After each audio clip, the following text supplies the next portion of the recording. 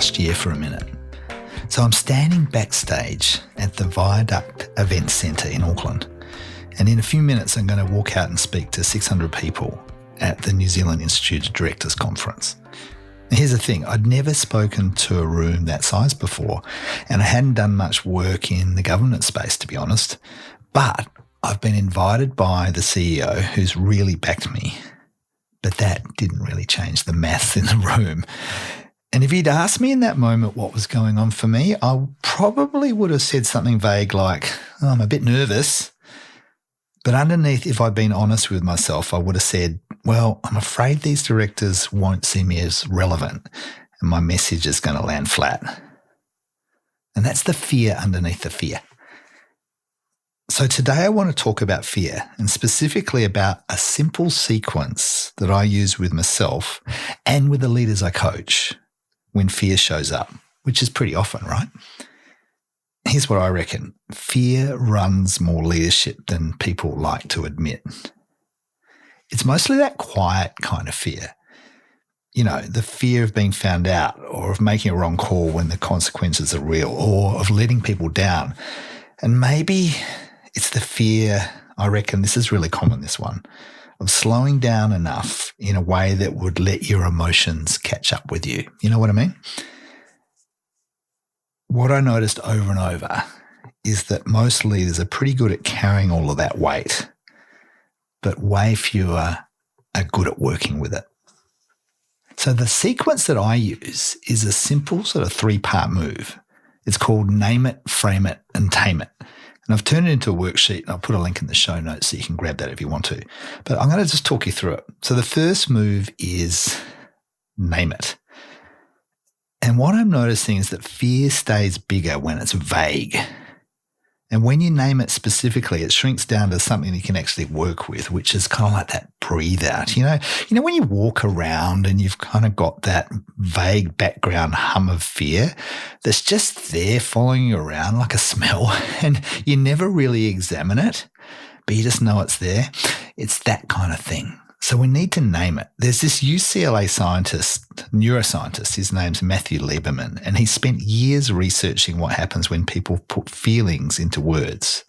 And what his work shows is something really cool, I reckon. It's the simple act of labeling an emotion that reduces activity in the amygdala. And that's the part of the brain that drives our threat response.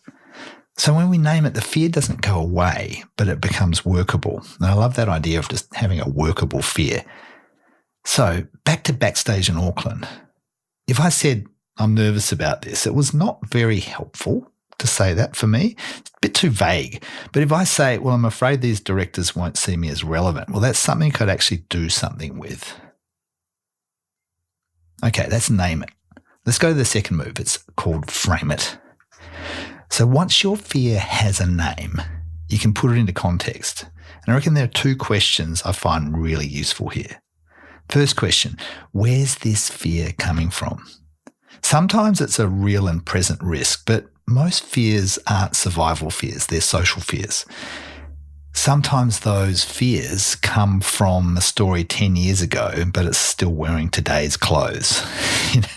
And I reckon it's worth knowing the difference versus a survival risk that's real and present and a social risk that is something that probably is coming from a story from ages ago.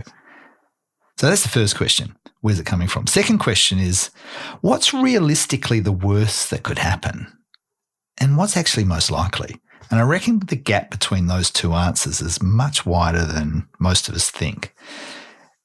And seeing that gap's what lets you stop responding to a catastrophe that probably isn't there. So in my case backstage, the worst case was, well, yeah, a bomb and I'd walk off. But most likely is that my message would land for some, but not for others. And, I'd learn from the experience either way.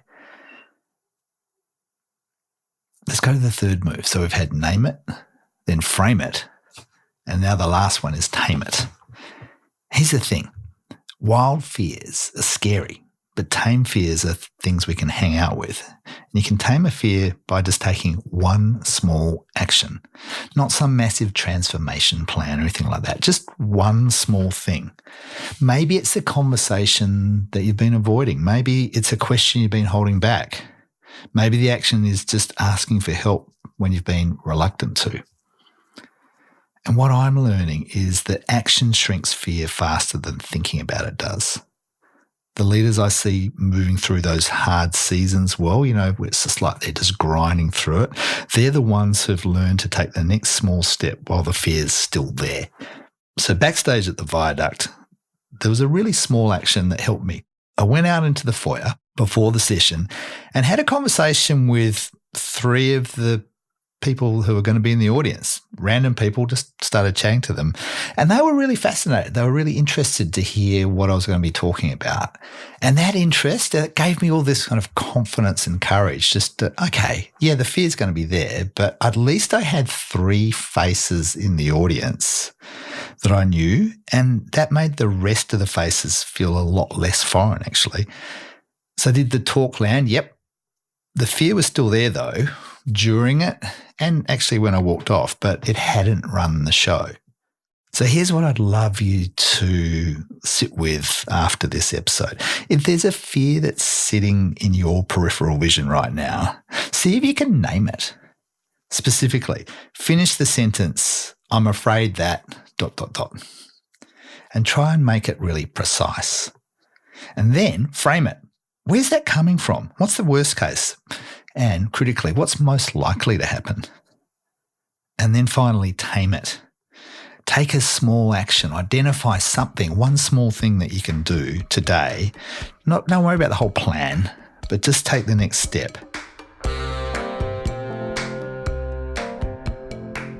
So I'm reminded of David Whyte, the poet. He has this great little poem. You can check it out on YouTube. I'll put a link in the show notes.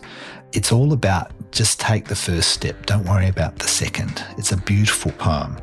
Check that out. And something else to check out is that worksheet I mentioned. It's in the show notes. It's all on one page. If you're just facing a fear, sometimes this is really good to write it out and go step by step. So check that out, download that. Hopefully it's useful as well. So one more thing just before we finish up. I reckon naming a fear is one of the most leaderful things you can do. Because if you're not honest with yourself about what's going on for you, you can't be fully honest with the people you lead. And man, do I have to learn that lesson over and over and over again. The harder it is, the more likely I need to step into having the conversation that's scary, and that keeps me moving forward. So, what fear would you name?